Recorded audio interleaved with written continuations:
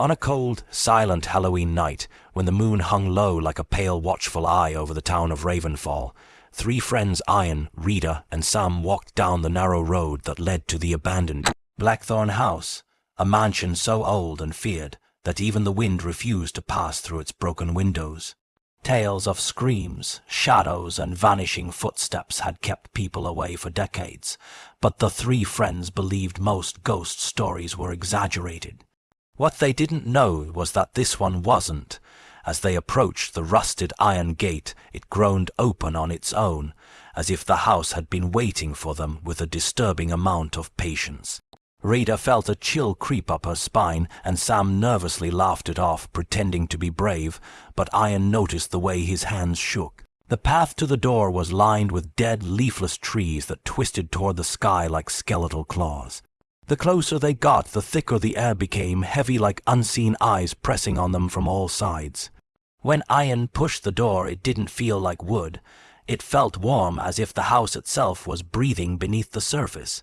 With a long creak, the door opened into a hallway swallowed in darkness, except for faint candlelight flickering at the far end, where dust floated like restless spirits. As soon as they stepped inside, the door slammed behind them so violently the walls shuddered. They froze. Then, slowly, the candles on both sides of the hall lit up one by one, leading deeper into the mansion like a trail made for them and only them. The air carried a strange heartbeat, like thump, steady and distant, echoing through the wooden floorboards.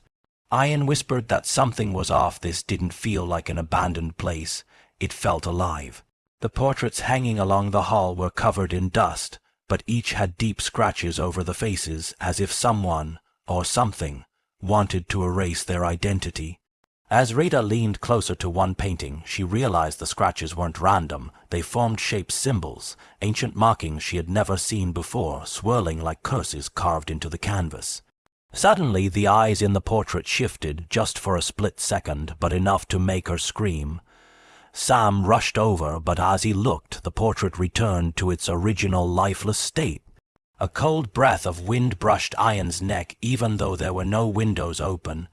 The floor creaked above them, slow steps pacing back and forth like someone was walking upstairs. But the house had been abandoned for 40 years, or so people believed.